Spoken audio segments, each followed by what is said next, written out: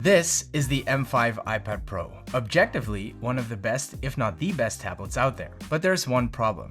I'm so bored with it.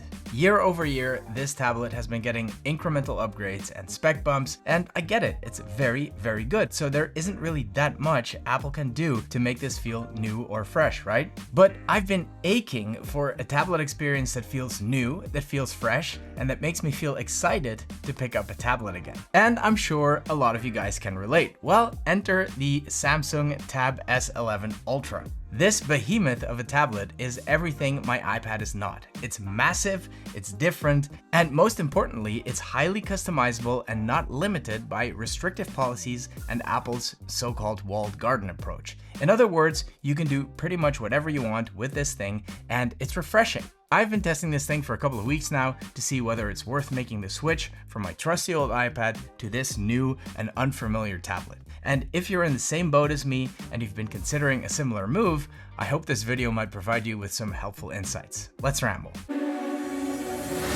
Hold up, place go wild when I pull up. They all on me like it wants some. So let's start with the most obvious difference, the display.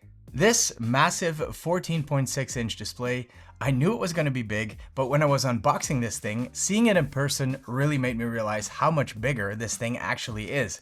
But at the same time, it's still surprisingly thin and light.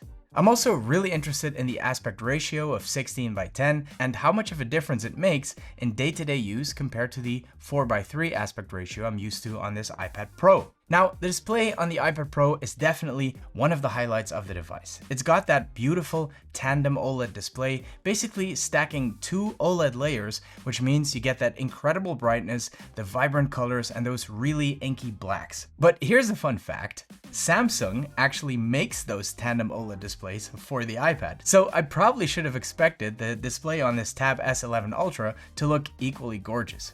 Both feature that 120Hz refresh rate. The PPI is slightly higher on the iPad, but I think we can all agree that both screens look absolutely stunning. Now there's three use cases I like to assess a tablet by. 1, watching content, 2, note-taking, and 3, productivity/multitasking. For watching content, the Samsung is where it's at. While the iPad has that beautiful tandem OLED display, you get those big black bars when watching content in landscape mode, which is the most obvious orientation to be watching content. And because of the 16:10 aspect ratio, the Tab Ultra has almost no black bars and just begs to be used for media consumption. For note-taking, I would definitely say the point goes to the iPad Pro for me, simply because the aspect ratio resembles a sheet of paper or a notebook as opposed to that rather stretched look on the Tab Ultra, especially in portrait mode. That said, it is very much a matter of preference because some people prefer having the extra screen real estate for note-taking and they couldn't care less whether it resembles a sheet of paper or not. In terms of productivity and multitasking, for me, this is a clear win for the Tab S11 Ultra. Now, I do need to caveat this a little bit because I always go for the smaller 11-inch iPad Pro because it is predominantly a travel device for me and I do prioritize portability. Does it fit in my airplane tray table, etc. So the contrast between these two tablets is even bigger than it would be if I used the 13-inch iPad Pro. But even then, there would still be a notable size difference and of course the aspect ratio difference. Anyway, productivity and multitasking on the Tab S11 Ultra display is an absolute treat. It looks like it's made to be used for split screen use, but even floating windows look and feel better on the Tab Ultra because of its size. But more on multitasking later. A little side note, if you're a fan of nano texture displays, you're out of luck on the Tab Ultra because it doesn't have the option. Of course, there's always the option of applying a matte screen protector, which can go a long way towards emulating that nano texture look. The M5 iPad Pro does offer nano texture displays, but only if you're willing to shell out the big bucks, because nano texture is only available on the 1 and 2 terabytes version of the M5 iPad Pro, and those will run you $1,599 and $1,999 respectively, because Apple storage is stupid expensive. Which brings me to the next major win for the S11 Ultra, storage. Like I said, Apple storage is crazy expensive and they get away with it because they don't let you upgrade the storage. Samsung lets you upgrade the storage with a micro SD card all the way to 2 terabytes of extra storage. And while you can't put everything on there, it is certainly a very helpful and relatively cheap way to get way more storage. In general, Samsung and Apple are a bit of a juxtaposition. While Samsung lets you customize quite a bit and gives you options, adding storage being a good example, Apple still takes that mommy knows best approach, forcing you to operate within that walled garden, and that customization also extends to the operating system. One UI on Samsung devices lets you customize your home screen, use third-party launchers, and tweak system-level settings a lot more freely than iPadOS does. You can even sideload apps if you want to, which is something I don't ever see Apple allowing. Apple likes to justify this by pulling the privacy and security card, and while I do believe that to a certain extent, I also feel like Apple is doing a lot of hand-holding, and that is one of my biggest frustrations with iPadOS and Apple in general. One UI also supports things like using DeX mode, which basically turns your tablet into a more desktop-like experience when you connect it to a monitor. You can tell that DeX has been around for a long time because it feels like a more mature desktop experience, but in fairness, Apple has come a long way in this regard with iPadOS 26 offering a very decent experience, even featuring some Mac-like features like a menu bar, which feels much more familiar and intuitive than Stage Manager used to. The user experience will be the smoothest when you hook it up to an external Apple display like this Pro Display XDR, which the iPad recognizes instantly, and it even lets you adjust brightness and other settings straight from your iPad. Or you could use your iPad as a sidekick, and you can share the mouse and keyboard between your Mac and your iPad. When it comes to on-device multitasking, I have to give the win to Samsung again. DeX 2.0 feels really intuitive, and it supports up to 4 different workspaces. And the more I use it, the more I came to appreciate it. Absolutely fantastic feature. Galaxy AI is awesome, especially the camera stuff. My first experience with this was during Samsung Unpacked in New York earlier this year when I was reviewing the Galaxy Fold 7, and I was absolutely blown away by how good generative AI is on these devices. Of course, it does a lot more than that, and Samsung also has a very natural integration of Google Gemini. On the flip side, Apple Intelligence is, well, do we really need to go there? I think we all know Apple dropped the ball in the AI department big time. And it looks like Apple is finally ready to admit defeat as well, because according to a recent report by Mark Gurman, the next generation of Siri will use Google Gemini to power some of its key features, like summarizing and planning. So an easy win for Samsung in the AI department. In terms of battery life, both tablets perform really well. I don't know the specs exactly, and quite frankly, I don't really care. They're all inflated anyway and tested in very unrealistic conditions. What I want to know is, does the device get me through the day, even under heavy use? And for both tablets, the answer is a resounding yes. So no complaints there for the iPad or the Ultra. The Tab S11 Ultra does charge a bit quicker than the M5 iPad Pro. I think it's a 45 watt charging protocol versus 40 watts on the iPad, so there's a small difference. Neither tablets require any proprietary chargers. You can basically use whatever you have as long as it outputs enough juice. There's a couple more things the Tab S11 Ultra is better at, but before we talk about that, there's one thing I absolutely hate about this thing, and that is the slim keyboard case you're looking at right now. Now, I know this is an accessory and it's not technically part of the actual tablet, but it is the official Samsung keyboard case for this thing, and I do believe the keyboard cases is an essential accessory for these two flagships. After all, productivity is one of the big use cases both for the M5 iPad Pro and the Tab S11 Ultra, so a good keyboard case is a big part of that. And there, I have to say, the Apple Magic Keyboard, while not perfect, is far superior to Samsung's keyboard case. I recently picked up the Samsung keyboard. I brought it with me to our little vacation rental to try it out, and I was pretty excited about it. At first glance, I really liked it. It's super light, super slim, and the keyboard is nice and large. It might even be full-sized, I'm not sure, but it feels really, really good. It also has a few dedicated keys that I can really appreciate. You can summon Gemini or go into DeX mode with a single key press. It also has great lappability. Unlike the iPad Pro, it does not feel top heavy and it will not tip over even if you try. But then it hit me. There's no trackpad. What the heck? How am I supposed to navigate this thing? I mean, I'm aware this is a touchscreen and I can just reach up and tap or swipe, but that's not what I want to do when I have it in my keyboard case. When I attach it to a keyboard, I want to treat it like a desktop device, and not having a trackpad just doesn't work. Of course, you can easily hook up a Bluetooth mouse. There are some nice travel mice like the Microsoft Surface Arc, but to me, that kind of defeats the purpose of having a mobile device in the first place.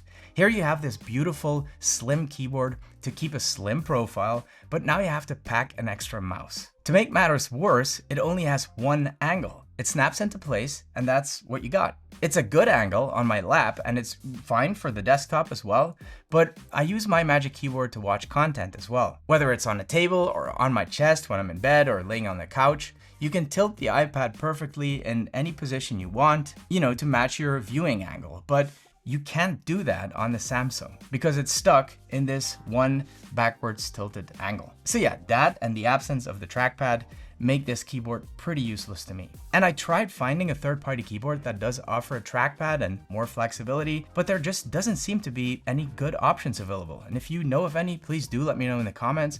I looked everywhere, I scoured Amazon, nothing. I think Apple really nailed it with the Magic Keyboard. The floating design is just brilliant. The key travel on this thing is great as well. In fact, it's actually one of my favorite keyboards to type on. The trackpad is great. It's just better in every way. But it is very heavy and very, very expensive. Thankfully, there are a lot more third-party options out there for the iPad Pro than there are for the Tab Ultra, like the Shift keyboard case by today's sponsor, ESR. This is probably the most versatile keyboard case I've used and the closest thing to a laptop experience. You can choose multiple angles for different scenarios, whether you're working on productivity stuff, taking notes or drawing, or you just want to chill with some content. This thing can do it. Speaking of productivity, the edge-to-edge 65% bigger trackpad makes gestures really easy, and it has a 100% clickable surface. The big thing the Shift keyboard case has over the Magic Keyboard, in my opinion, is the detachable keyboard. I love being able to just prop up my iPad wherever and grab my keyboard as a standalone. And when you add it all back together, you've got your lightweight 360-degree protection. To make the protection all the way complete, the Ultra Fit Armorite screen protector has got you covered. It works just like their phone screen protectors, the easiest application process in the game with 0 bubbles. You literally can't mess this up. And if you want the whole ESR package, grab a geodigital pencil too. Shortcut button, battery display, palm rejection, tilt sensitivity, and a super fine tip for detailed writing and drawing. All of that at a fraction of the cost of an Apple Pencil Pro. Oh, and in case you were wondering, yes, it has an Apple certified Find My module on board, so you can easily find it. Guys, save yourself some cash without compromising on quality. Links to everything in the description below the video. Now, let's talk pencils. The S Pen comes with the Tab S Ultra, and I really think that is the right move. Not only does Apple make you buy it separately, the Apple Pencil costs a whopping $129. Now, I know a lot of people are disappointed in the fact that the S Pen no longer supports Bluetooth, and so it lost some of its functionality. But all in all, I think it's still a pretty good pencil. I much prefer the squared off design over the rounded design on the Apple Pencil Pro. It also makes it easier to angle for things like shading, and it is pressure sensitive. The Apple Pencil is definitely more feature rich, and I'm sure artists will actually prefer this, but for a simple note taker like myself, the S Pen is fine, and like I said, it comes in the box. Speaking of artists, app availability is still an important deciding factor as well when you're choosing between the Apple device and the Android device. It is still true that developers prefer creating apps for Apple because the environment is pretty uniform as opposed to the Android space with all of its variety. So some of the apps will simply not be available for Android. If you like to use apps like Procreate or Affinity or Logic or Final Cut for that matter, you're gonna have to stick with Apple. That's not to say that there aren't plenty of nice apps for creatives on Android, but yeah, definitely something to keep in mind. Now, if you want to know more about using these tablets as creatives, definitely check out Brad Culbrough's channel, where he goes into great detail on all of that stuff. The same is true for gaming, by the way. Some premium games you'll find in the App Store are just not available for Android. But, and this is a big but, Android is way less restrictive. You can sideload apps, and you can even install emulators if you want to, which makes the Tab S Ultra actually a more versatile gaming device than the M5 iPad Pro, all things considered. And that massive display on the Ultra offers a pretty spectacular gaming experience. It's almost like you're gaming on a miniature ultra wide. Also, not unimportant to mention is that the Tab S11 Ultra has an official IP68 rating, which means you can take this bad boy into the bath with you to binge watch some of your favorite shows until you turn into a prune. You can drop it in the water and you'll be totally fine. Now, maybe the iPad can do that too, but since Apple refuses to give it an official IP rating, as long as that's the case, I'm not letting this thing near any water. Now, let's talk audio. Personally, I always wear earbuds when I'm listening to these things or I'm watching content, as it gives me a bit more of an immersive experience, but it's also less annoying for my family when I'm on the couch at home. I do it for them, not to block out the kids or anything. Anyway, I know a lot of you guys will be raw dogging the audio when you're watching content or gaming, so let's do a quick side-by-side audio test so you can decide for yourself which tablet has the better sound.